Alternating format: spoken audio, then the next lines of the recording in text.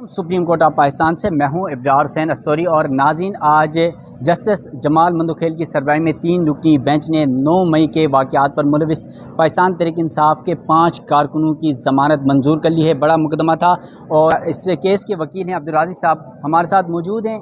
Sir, ये बताइएगा आज केस में क्या कुछ हुआ। जमाल मंदोखेल साहब ने बड़े अच्छे रिमार्क दिए, जस्टिस हसन अजहर रिजवी ने रिमार्क दिए, और जो पिछले 10 माह 11 माह से गिरफ़्तार लोग थे जो जेलों में हैं, उन लोगों का क्या कसूर था, आज क्या बताया गया पुलिस की जानिब से? देखिए, ये थाना न्यू टाउन पिंडी का केस था और ये वो वाहिद केस है जो 9 मई के मुकदमात के बाद इस केस में कोई भी अदालत इन मुल्ज़मान की ज़मानत देने के लिए तैयार नहीं थी और तकरीबन पिछले 11 माह से ये लोग जेल में थे। आज सुप्रीम कोर्ट ने जब इसको टेकअप किया हियरिंग के लिए, तो उन्होंने इसके ऊपर सबसे पहले तो बहुत भरमी का इज़हार किया कि ये बताया जाए कि ये 7 एंटी टेररिज्म जो है ये कैसे आपने लगाया है, क्योंकि ये दहशत गर्दी तो वो होती है जो बलूचिस्तान में हो रही है, जो KPK में हो रही है, जो हमारे दहशत गर्द जो है हमारी पाक फ़ौज के ऊपर, पुलिस के ऊपर और हमारी हसास तनसीबात के ऊपर हमले करते हैं, या APS के ऊपर हमला करके मासूम बच्चों को शहीद करते हैं, मासूम शहरियों को शहीद करते हैं, वो दहशत गर्दी है। अपने पॉलिटिकल राइट्स के लिए कोई जदोजहद कर रहा है, आवाज़ उठा रहा है, पीसफुल स्ट्रगल कर रहा है, मुजाहरा कर रहा है, रैली निकाल रहा है, जलसा कर रहा है, तो ये दहशत गर्दी नहीं होती। और रियासत जो है वो उन्होंने कहा कि ये एक माँ जैसी होती है, अपने शहरियों के साथ बच्चों की तरह प्यार करती है, तो आप क्यों अपने शहरियों को इस तरह की मुकदमात के ज़रिए उनको आप दहशतगर्द डिक्लेयर कर रहे हैं। तो फिर पुलिस के पास और प्रोसिक्यूटर के पास इस बात का कोई जवाब नहीं था और वो कैसी कैसी दफ़ात लगा दी हैं, कैसे ऐसे मतलब इस तरह के इल्ज़ामात, भूंडे इल्ज़ामात कि जिसमें कोई एक शख्स ज़ख्मी नहीं हुआ, किसी को खराश नहीं आई, कोई गमला नहीं टूटा और वो लोग 1 साल से जेल में हैं बगैर किसी सबूत के। और इनमें से मोस्टली वो थे जो कोई दुकानदार था, कोई मुलाजम था, कोई जा रहा था, रास्ते से पकड़ लिया, लेकिन उनको नामजद कर दिया और उनको दहशतगर्दी के मुकदमात में फंसा दिया। अच्छा सर, ये बताइएगा कि एक तो जो अदालत में बताया गया प्रोसिक्यूशन की जानिब से कि वहाँ पर फायरिंग्स हुई, दस्ती बमों का हमला हुआ, तो वहाँ पे कितने लोग मरे थे ये भी कोई बताया गया अदालत में, और कितने नुकसानात हुए थे?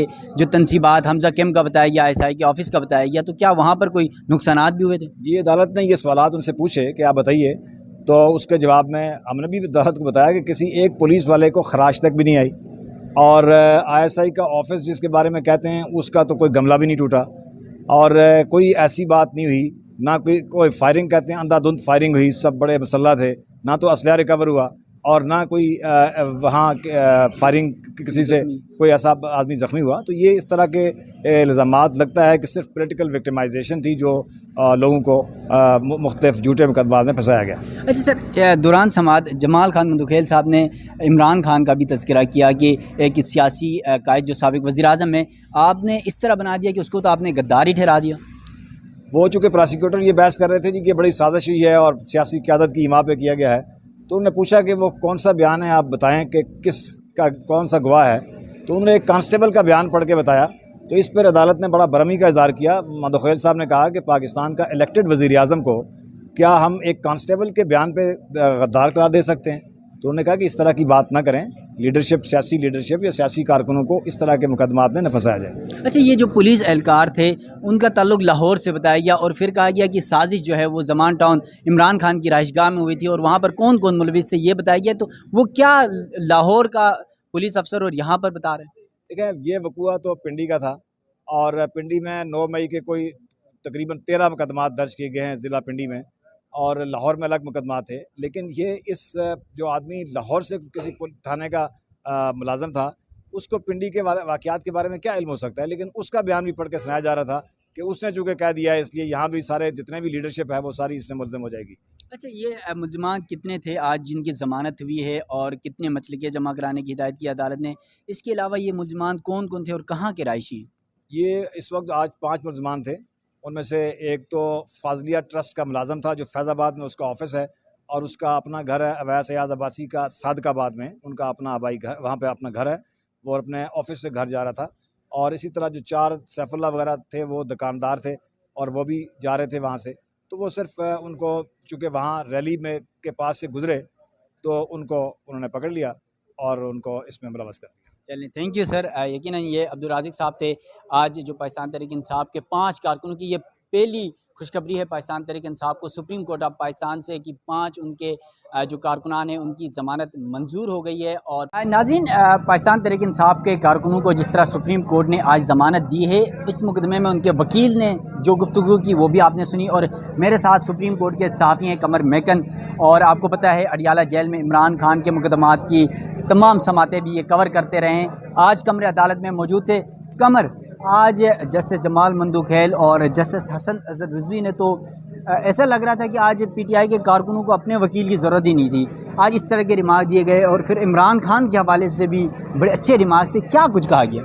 देखिए, सबसे इन सारे जुमलों पे ना जस्टिस मुसर्रत इलाली का एक जुमला बारी था, जब मतलब बड़े सख्त सवालात थे, सख्त चीज़ें उन्होंने पूछी हैं, उसके ऊपर कोई दलील भी नहीं थी प्रोसिक्यूशन के पास।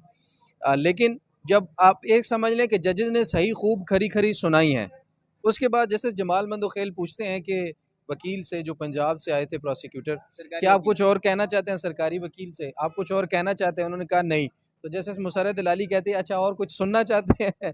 तो मतलब कि अभी तक अगर आपका पेट नहीं भरा सुन सुन के, तो फिर कुछ और आपको सुना देते। देखिए इब्रार, जो केस है ना वो तफ्तीश के दरमियान केस या बना देता है या ख़राब कर देता है। तो ये जो 9 मई वाला स्पेशली ये केस था, थाना न्यू टाउन का था। ये जो एफआईआर है मेरे ख्याल में गालबन इसमें शेख रशीद और शेख राशिद शफीक वगैरह भी इसमें जो है वो शामिल हैं, नामजद हैं। लेकिन ये 5 मुलजमान और थे। इन 5 मुलजमान ने अपने हलफनामे जमा करवाए थे कि भाई हम वहाँ से गुजर रहे थे, कोई गुजर रहा था, किसी की दुकान थी, कोई वहाँ फंस गया था। तो ये उन लोगों के मामलात थे और उनको गिरफ्तार करके जेल में डाल दिया गया। और आप यकीन माने कि 10 मई वाले दिन से लेकर अभी तक वो जेलों में, आज उन्हें जो है वो रिहाई मिलेगी। 11 माह बाद आज रिहाई मिलेगी और 11 माह में ट्रायल शुरू ही नहीं हो सका। आप यकीन माने, तफ्तीश मुकम्मल नहीं हुई, ट्रायल शुरू नहीं हुआ, उनके खिलाफ कोई सबूत नहीं है। कहा जी पेट्रोल बम बरामद हुए, कहाँ से बरामद हुए, किस बंदे से पेट्रोल बम बरामद हुआ? कहते नहीं जी वो वहाँ पे उधर पड़े हुए थे, मान कि हमें पड़ी हुई बोतल मिली, उस बोतल का जब हमने फ्रांसिक करवाया तो उस अंदर से निकला कि इसमें कैरोसिन ऑयल था, यानी पेट्रोल भी नहीं था, मिट्टी का तेल वो था उस बोतल में। अब उसके ऊपर कितने लोगों को अंदर रखा गया होगा? अभी तो 5 आए हैं सुप्रीम कोर्ट में अपनी जमानतें करवाने। मेरे ख्याल में ये 500 से भी ज़्यादा लोग हैं जो 9 मई के मुकदमात में पकड़े गए और रावलपिंडी की अदालतों में केसेस भुगत रहे हैं। अच्छा, इसमें अहम तरीन नुक्ता ये था कि जी ये कैसे पता चला? आप कह रहे हैं बार बार एफआईआर में लिखा हुआ है कि साजिश हुई है, साजिश हुई है। ये किधर साजिश हुई है? ये कैसे आपको पता चला कि साजिश हुई है? तो फिर बताया गया कि एक हेड कांस्टेबल हैं स्पेशल ब्रांच के, वो ड्यूटी पर थे जमान पार्क के अंदर, और उन्हें वहाँ से मालूम हुआ कि इमरान खान लोगों के साथ बैठकर साजिश तैयार कर रहे हैं कि मुझे ख़तरा है, अगर मैं जाऊँगा इस्लामाबाद पेशी के ऊपर तो मुझे गिरफ्तार किया जाएगा।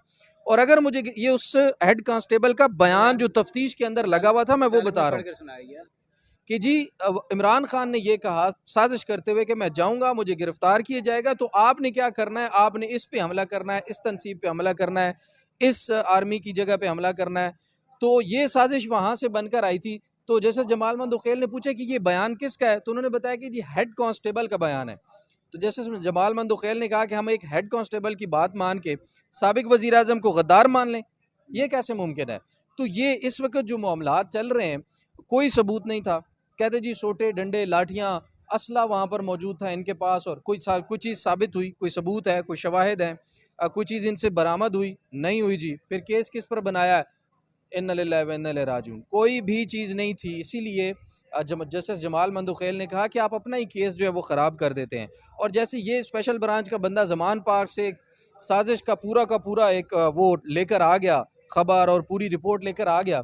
वो जो हमारे बॉर्डर पे शहीद हो रहे हैं, वो जो चेक पोस्टों के ऊपर हमारे शहीद हो रहे हैं, उन्होंने कहा, जस्टिस हसन अजहर रिजवी साहब ने कहा कि वो लोग हमारे शहीद ना होते अगर ये वहाँ से भी कोई अच्छी रिपोर्ट है दहशतगर्दों की भी लेकर आते कि कहाँ पर हमला होने वाला है, ताकि उससे बचा जाए। तो इस वक्त सुप्रीम कोर्ट के अंदर जो आज बहरहाल केस था, मैं ये भी कहूँगा कि वकला को उतने दलाइल देने की ज़रूरत नहीं पड़ी। जिस तरह से बेहतरीन सवालात जजेस के जो थे उन पर ही ये सारे का सारा केस जो है वो मलियामेट हो गया आज।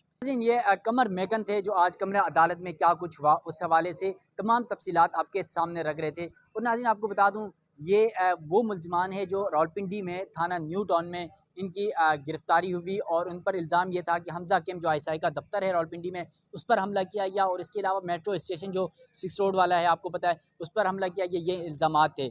इसके अलावा आज अदालत ने जिस तरह प्रोसिक्यूशन की सरजनिश की है, जिस तरह बरम हुए हैं जजेस, यकीनन 9 मई के वाक़यात में अब जो दीगर ये पहला मुकदमा था आज सुप्रीम कोर्ट में ज़मानतों का 9 मई के वाक़यात में मुलविस अफराद के हवाले से, ये पाकिस्तान तहरीक-ए-इंसाफ के लिए बहुत बड़ी खुशखबरी भी है।